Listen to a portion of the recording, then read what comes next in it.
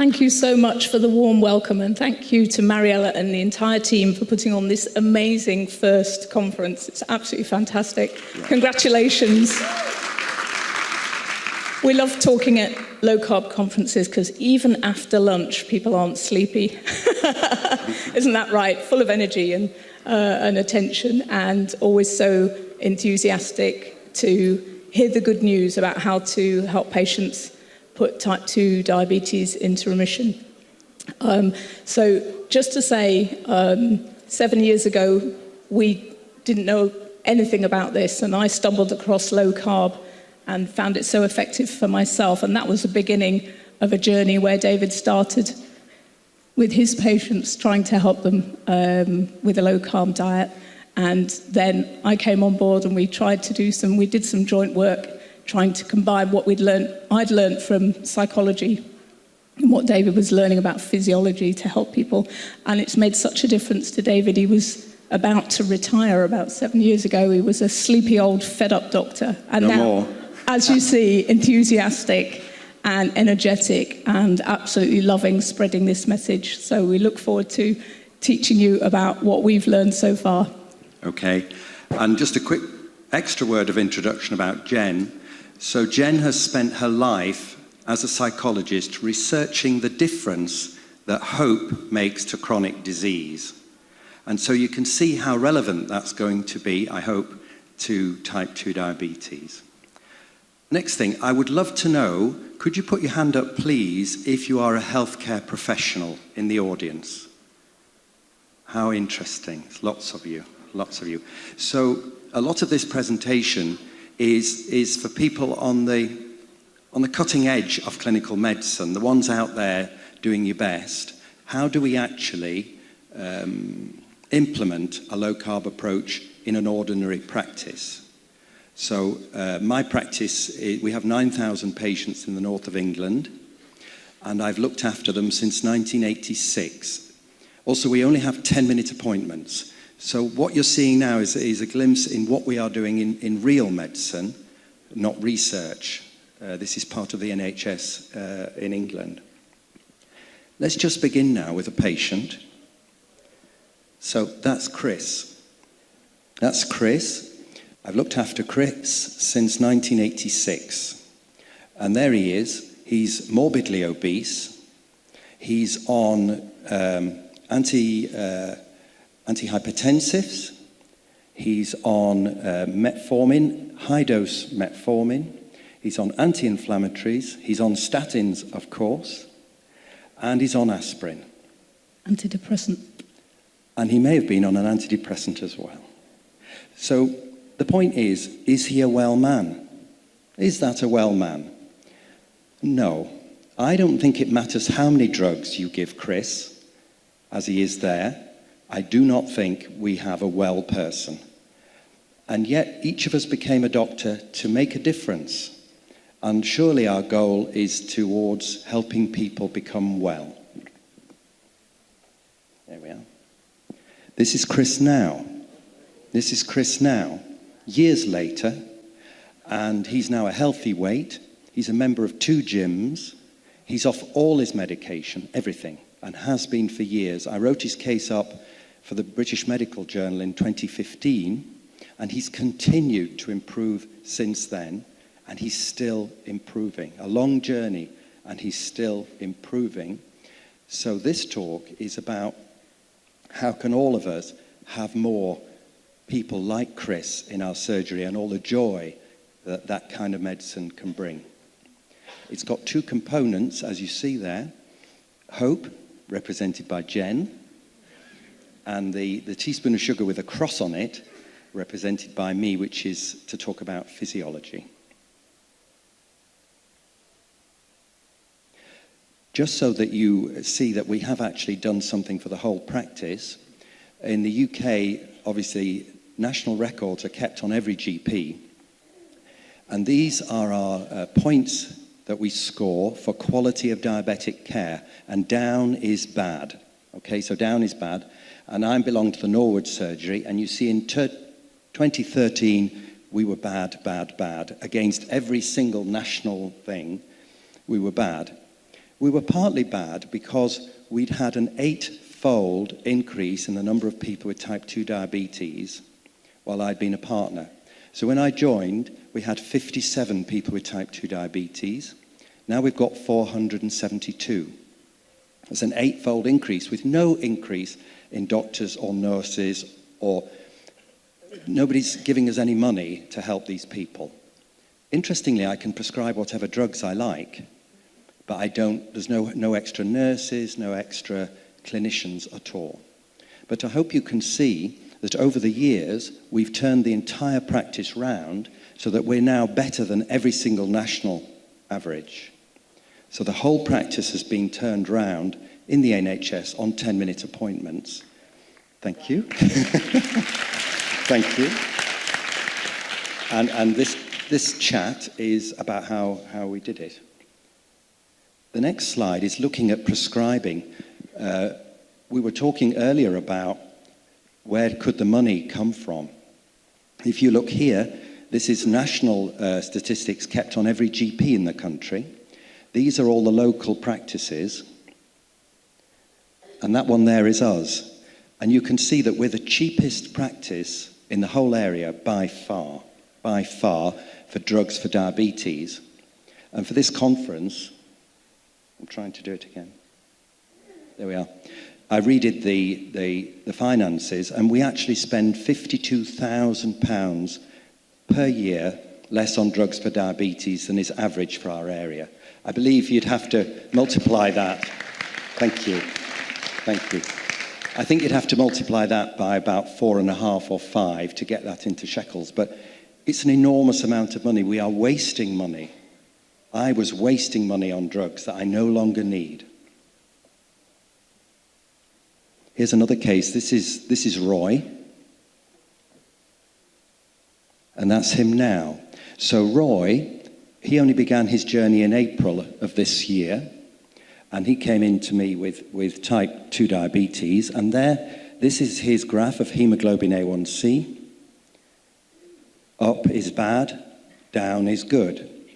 So up is how sugary he's been in the preceding 120 days, and he'd been very sugary. And the question mark there marks the day he saw me, the 10-minute appointment he saw me earlier this year. And the whole of this talk is about focusing on what happened at that point in time. What happened in that 10 minutes that changed that guy's future? He's also, not only is his diabetes in drug-free remission, he's off his drugs for hypertension as well, and his triglycerides have, I think, halved. So he's genuinely well now and so proud. He knows I'm sharing his data today. He's immensely proud of what he's managed to do, and he went into the very famous newspaper, the Daily Mail, featured my work, and he was so proud to appear in the Daily Mail very recently. So what happened on that day in 10 minutes? And it has 2 parts: psychology, Jen, and physiology. Yes, so probably we would believe that the motivation or the why somebody wants to make a change to their health and their behaviour has to come before the how, and particularly has to come before you hit somebody with loads of information. Because if information was enough to help people change behaviour, well, nobody would smoke for a start, would they? There's no doubt. Nobody's ever going to dispute that smoking's a bad idea, and it's even written and horrible pictures on the packages. But even having that information, the minute you're going to have a cigarette, doesn't help people to stop smoking. So it's really important to sort out people, to sort of get to somebody's motivation for change, and that will help you go twice as fast in your work. So we're going to demonstrate that. We're going to do it right now. And just to say that a colleague of mine used to say that it's a very long day on the golf course if you don't know where the hole is. Right. And so really you've got to be aiming in the same direction as your patient. So what we're going to do is we're going to show you 2 little role plays. One is a kind of traditional type consultation, very briefly, and the second is how David's now doing it, and then we'll explain what you saw. So we're going to go into Dr. Unwin's surgery, which is over there. We're going, and we're going to meet Mrs. Jones in a minute. So Mrs. Jones has seen the practice nurse who weighed her and told her that she was morbidly obese. She also did some blood tests, and unfortunately the blood tests have come back with quite a high hemoglobin A1C, so Dr. Unwin has the job of telling her that she has type 2 diabetes.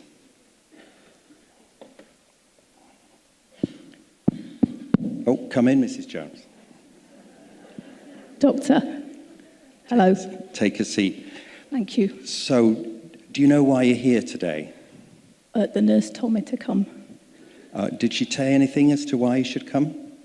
I think she's a bit worried about my weight. And, Yes. and did I have a bad blood test? I'm afraid you did. Oh, dear. Yeah. So we've done the blood test, and it's confirmed that you've got type 2 diabetes. Oh dear. Yeah. Well, what do you know about type 2 diabetes? Well, I think you looked after my mum, didn't you? I And- did look after your mother. Yeah, that didn't do No, so well, but no. But never mind. You know, what do you know about diabetes? Well, I know you have to take a lot of medication, and probably I should give up some sugar. Absolutely great. Yeah. So it's two things really. We're going to keep you safe with medication, and you really should give up sugar. That's right. So just to tell you about the risks of diabetes and why we need to do a good job. The thing with diabetes is all the time that your blood sugar is high, it's kind of aging your blood vessels. Okay? And that's why we're going to have to monitor your vision, your eyes, the blood vessels in your eyes, and also your kidney function and your feet, because we've got to check that no harm comes to you. So it's really important that we do the right thing. I'll give you the right drugs for this, and that you come to the review appointments that we send. And I don't want you to worry, because, if the drugs don't work so well, I've always got more drugs I can add. Or we could increase the dosage. Okay, so I'm going to start metformin today. Some people get diarrhea with metformin or abdominal bloating, but if you stick with it, it'll probably be okay. I'm also going to make you an appointment with a dietitian, because she's going to help you give up the sugar. And then I'll see you again in a bit, and we'll do another blood test or prescription first. Is that? Oh, have you got any questions? Sorry. No, that's okay. Thank you, Is that Doctor. okay? Good. Thank you. Okay. Bye now. Well, that's Mrs. Jones done. That's Mrs. Jones done. Let's have another go. Let's have another go. Come in. Hello, Doctor. Hello, Mrs. Jones. Do you know why you're here today? Well, I saw the nurse, and she's worried about my weight Yes, and a she blood was. test. That's right. Before we get to the blood test, today's an opportunity to think about your health in general. And I wondered, while I'm trying to do a good job, or while we're going to do a good job, is there anything you want me to factor in terms of what your hopes would be for better health? Anything you think we could be doing to help you? Well, I do feel tired a lot of the time, so Yes. I'd like to feel more energetic. Right. And also, I have put on weight, actually. She is right. I would like to lose some weight. Yeah, so the nurse mentioned that. Mm-hmm. Thinking about the weight loss, what difference would that make to you if you could lose weight? Well, I think that would probably help with the energy and the tiredness, I because agree. I'm sure that would make a difference. And also, my daughter's just had a baby, so I'd love to be able to help more. And going up and down the stairs and stuff like that, it's kind of time getting down on the floor Yeah. and up, it's tiring for me. So Can you think of anything else that weight loss might help with? I think I'd just feel better about myself generally. Yeah. I mean, the just to make this relevant, that's so important, because, of course, the blood test that you had did actually confirm you have type 2 diabetes. Oh dear. But don't get too worried about it, because I've discovered that really, for so many patients, this can lead to better health, not worse health. And particularly what you've already said about the weight loss could make a massive, massive difference. So let's talk about weight loss, because that could actually put your diabetes into remission all by itself. Oh, wow. Yeah, really. I've seen that often. In fact, I see it every week. Wow. Every week. Have you ever lost weight before? Yes, several times. Have you? And how did you do it? Just by being organised, really, and I think just deciding what I was going to have and preparing food. So and being organised. Being organised, and yeah. Can you give me an example of being organised? So, for example, taking my lunch to work instead of just buying Snacking. rubbish in the Yeah. garage, yeah. Is there, just thinking again about weight loss, is there anybody at home or any friends that might join in the quest with you? I'm thinking about my sister probably would, actually, because she's probably, because it's a bit in the family to put on weight. She's put on weight. I'm sure she would. We were only talking about it the other day that we ought to So that would be do good. something together, yeah. If we both agree that weight loss could make such a difference to you personally and also to your diabetes, what might a first reasonable step be that you could commit to now with me towards weighing less? Well, I'll say that I'll prepare my lunches for work. Yeah? And take those in, yeah. Is that realistic for you? Yeah, totally, yes. Great. Well, thank you. Next thing is, when you lost weight before, you said you've done it. Did you notice anything about your health at the time? I did feel a lot more energetic and cheerful, yes. You did? I did, yeah. And I didn't have the pain in my knees that I have now. So do you think if you lost weight again that you might become a better... I'm sure that would be the case, yes. Great. So listen, I think what we could do is let's weigh you today to get an idea of the baseline. Okay. All right, I'll do it in kilos and you won't know what that means. It'll be all right. Do that now, and then we'll meet again in a few weeks' time, and you're going to stick to what you said. And I've got just a small diet sheet with some suggestions for you, and we'll meet again and see how you're doing. Is that okay? That's a deal. Okay, thank you. Right, so we'll go back. Hurry. Hurry. We're rushing. Get the clicker. Right, so I hope you can see the complete contrast, really, that the first interview was very problem-focused and gloomy, and I certainly felt very gloomy about the whole thing. And the second one was so much more optimistic. It was about the person's own hopes and strengths and resources and motivation, and just a tiny kind of bit of contracting at the end to take a next small step. So, excuse me. What I'm going to walk you through now is the model that we've come up with to try and teach this to healthcare professionals, which is distilled from positive psychology research and also an approach called solution-focused brief therapy, which is the approach that I'm trained in. And it's just 4 steps, and it's terribly easy to remember, and that's why we've done it that way. And on the whole, you can work through it in the order that we're going to talk about. So the first and most important point is that you must find some shared goals with the patient, and I think you saw David do that the goal was around weight loss, and that was in both our interests. And the thing that I laboured was never accept weight loss as a goal from anybody. That's not quite right. Ask what difference would that make to your life, because then you begin to understand really why they want to lose weight. And you heard me do that. And I'm sure I'm doing that several times in every clinic. What difference would that make to you? Because then people begin to imagine, what difference would that make? If you're working towards somebody's best hopes, that's where the motivation comes from, because they want to take that journey. And the more you talk about it and ask details about it, like imagining yourself playing with the grandchildren, the more kind of pull there is, and the more likely it is that people will take steps towards that preferred future. Okay, so G for goals, R for resources. And what do we mean by resources? That's both the sort of maybe the people or the environment that's around the person that might help them. So who was going to help Mrs. Jones? Probably her sister seemed to be a resource. For other people, it might be their spouse, or they might want to join a group or go online or join a gym. There's all kinds of things that people might come up with as things that might help them.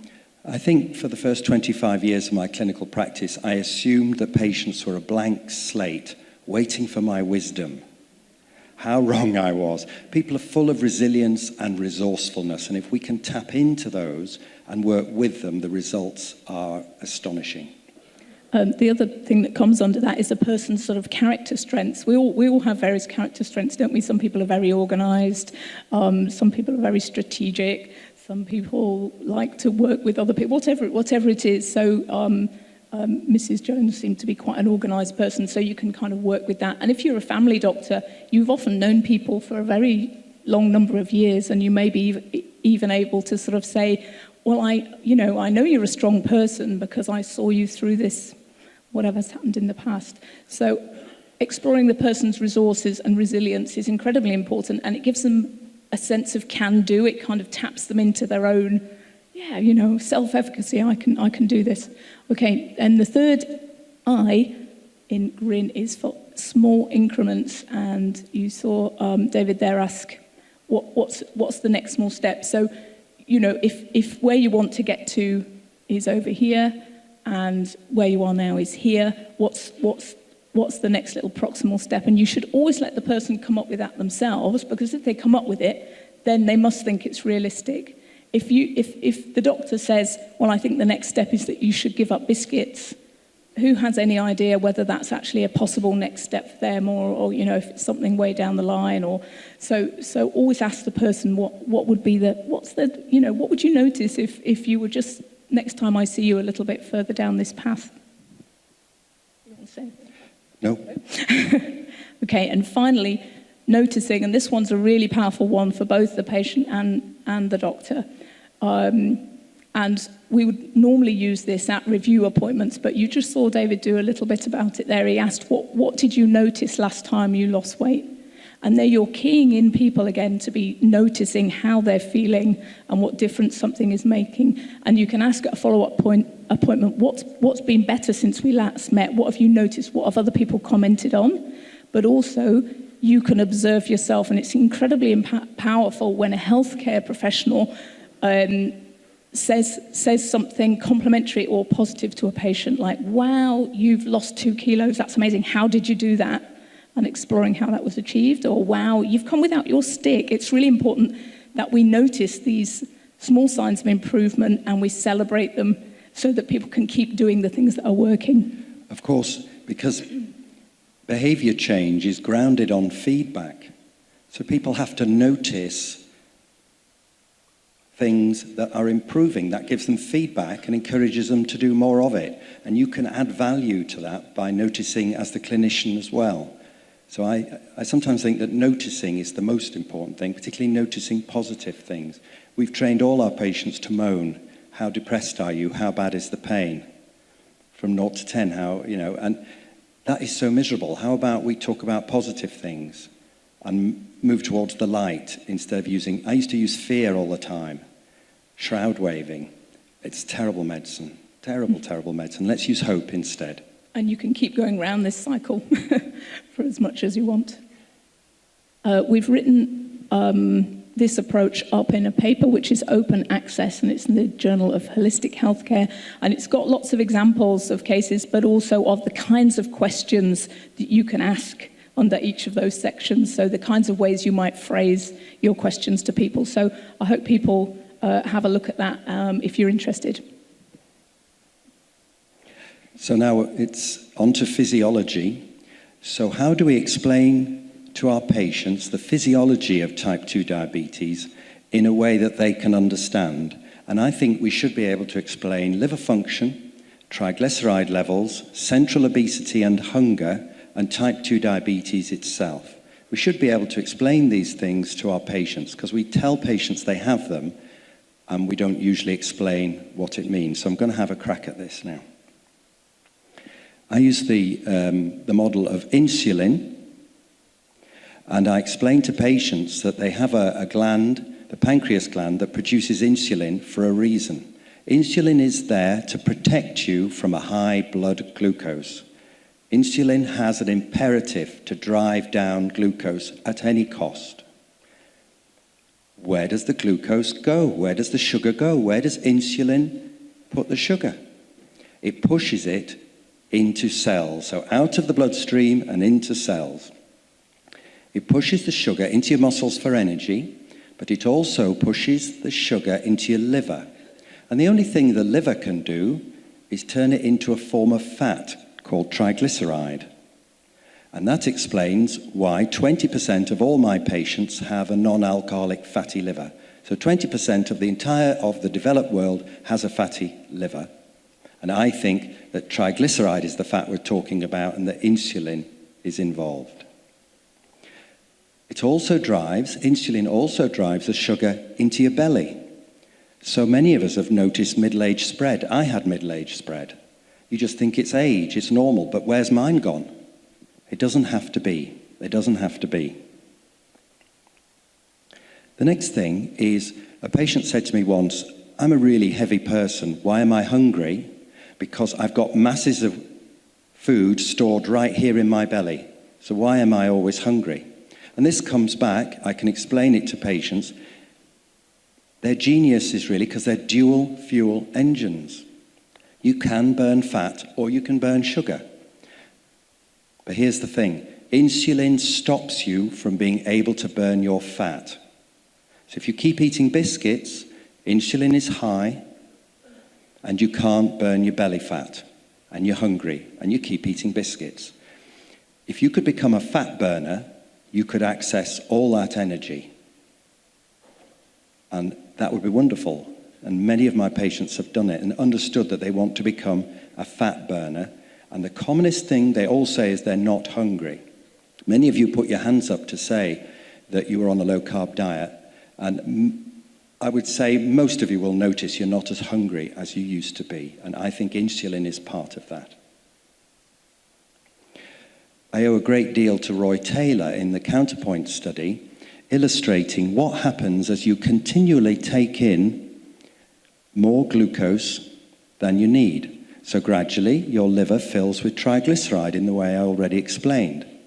And as that happens, it interferes with the effectiveness of insulin. So insulin doesn't work as well, and you become insulin resistant. The same process is going on in your pancreas. The pancreas is where the beta cells live that produce your insulin. And eventually, it interferes with the production of insulin itself.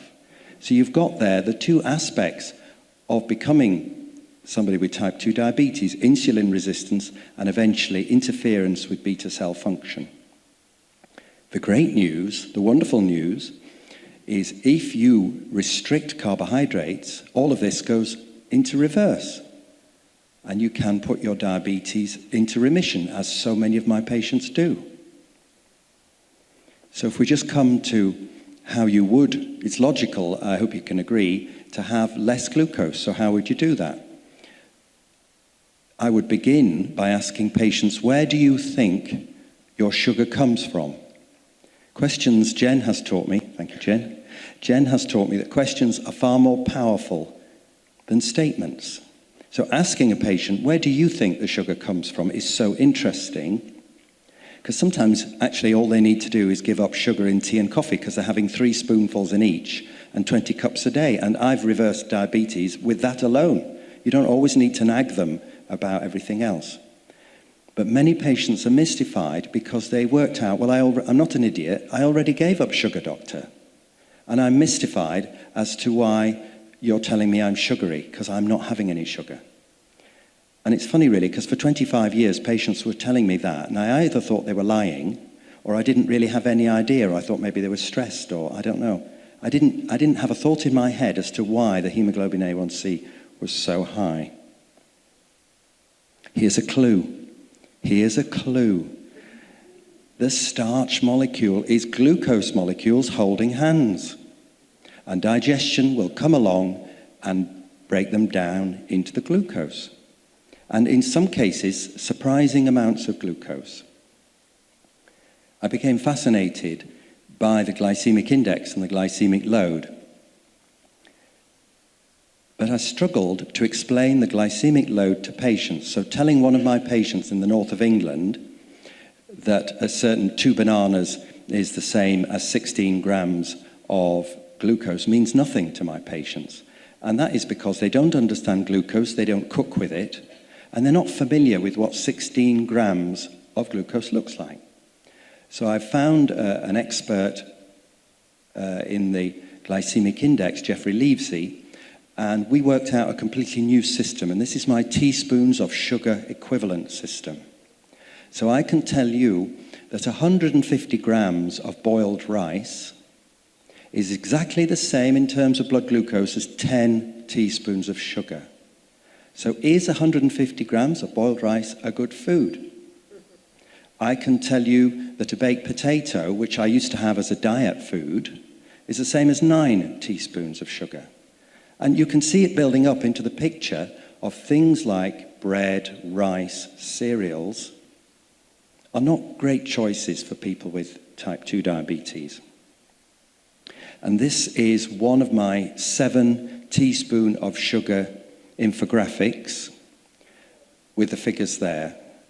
You can see, oh, there's a banana. A ripe banana, is the same as 5.7 teaspoons of sugar. So many of my patients will have had a banana on top of their breakfast cereals. No wonder they had a problem, only I never guided them. I had no idea what to say. I also point out that the gentleman there is the Right Honourable Matt Hancock.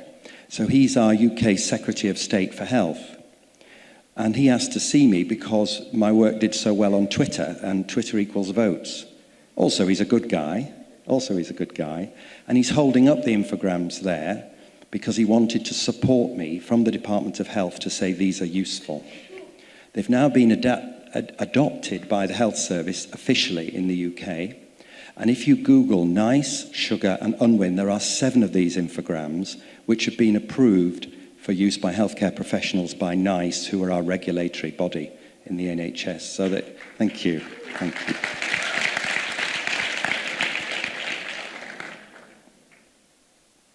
You don't have to read this slide.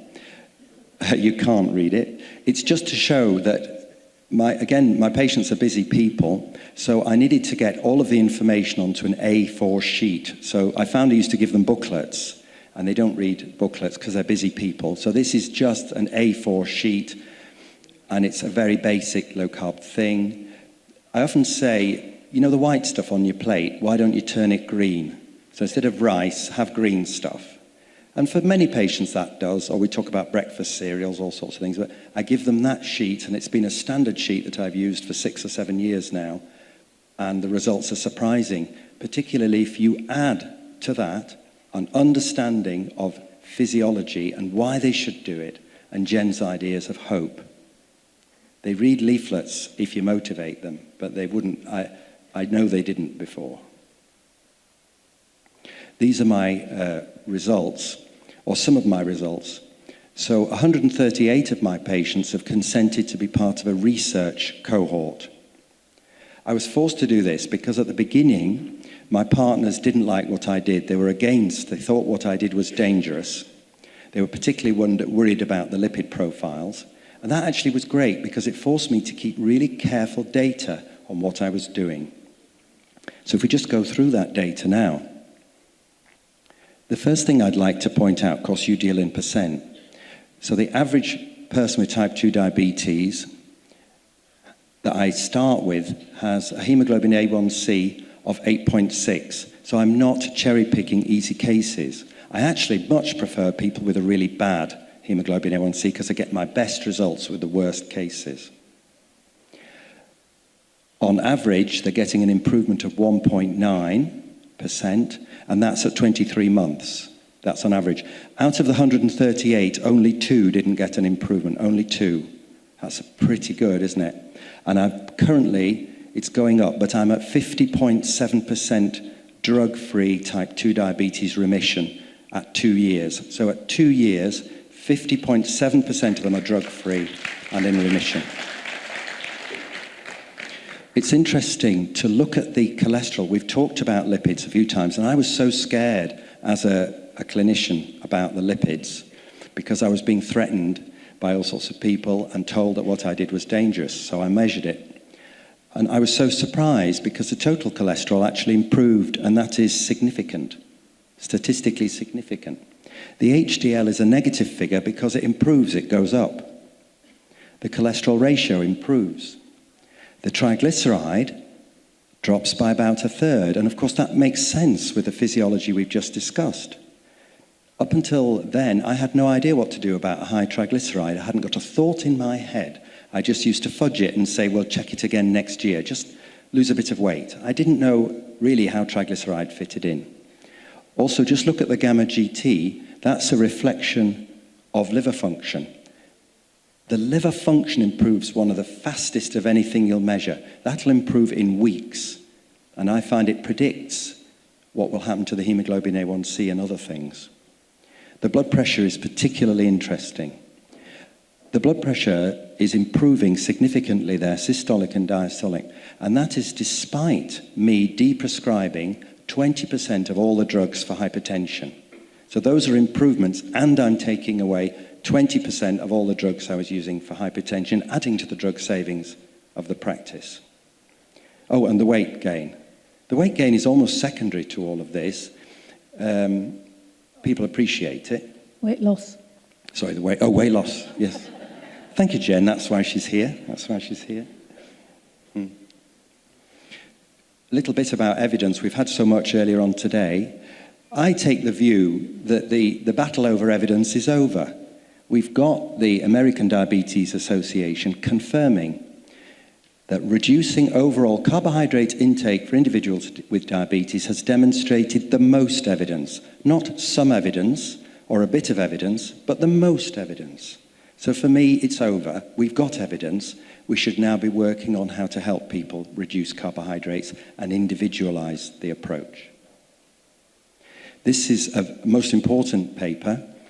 So several of us wrote this paper. It's been published open access again in the British Journal of General Practice, and it's to guide clinicians with the deprescribing of drugs for diabetes, because one of the greatest risks of a low carbohydrate diet is somebody who's taking drugs and it's not going to go well. And I'd underscore a second time SGLT2 inhibitors because of the risk of diabetic ketoacidosis. And another thing, the ketoacidosis, you can miss it because it's euglycemic.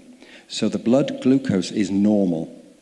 We missed a case in our practice because the blood glucose was normal. So SGLT2 inhibitors, be very careful. I hope that some of you will read that paper. As I say, it's open access. And I think it's evidence that the Royal College of General Practitioners is taking low carb seriously when they've allowed that to be published in our journal, and they regard it as helpful. They've also published an e-learning module which has gone free to every GP in the UK. All 52,000 GPs in the UK have access to a free e-learning module on low carb. Oh, beep. Oh, okay. So this is the final patient here. I love this guy. I love him. He's actually 81 years old, and I'm holding the tape measure where his belly was 2 years ago. And he had a goal. He wanted to walk more easily because he was so heavy that he couldn't walk straight. He had another goal as well. He was an insulin-dependent type 2 diabetic, and he kept on crashing with unstable control hypos that meant he was frightened of losing his license to drive. He went low carb, and he's been off insulin completely for 2 years now.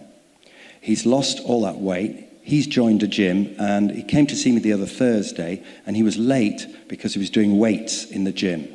Isn't that amazing? He's so good. He's so good. So there's the recap. Hope is central to behavior change. For most patients, we believe the cause of type 2 diabetes is dietary. I agree that stress and exercise are important, but in my clinical practice, it's diet, diet, diet. For 99% of the patients I see, they've eaten their way into type 2 diabetes, and I'm going to help them eat their way out of it, and we are doing so. I would agree that type 2 diabetes remission can be achieved in different ways. Bariatric surgery really works. A very low-calorie diet works too, so there is choice. But we really have to discuss the pros and cons of each one of those approaches. Improving type 2 diabetes with a low-carb diet, it also improves so many other things. You're improving weight, blood pressure, lipid profiles, liver function. A final word, did you know that with somebody with type 2 diabetes, insulin causes you to retain salt at the kidneys? I've written a paper on it this year, a very successful paper.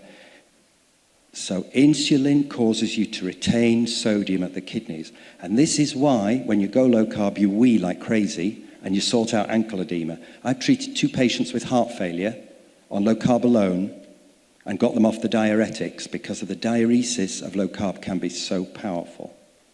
My final point is this whole thing is so brilliant. It can improve self-esteem of your patients massively because it puts them in control where they ought to be. And finally, it improves the self-esteem of healthcare professionals like us. Thank you so much. Thank you. Thank you.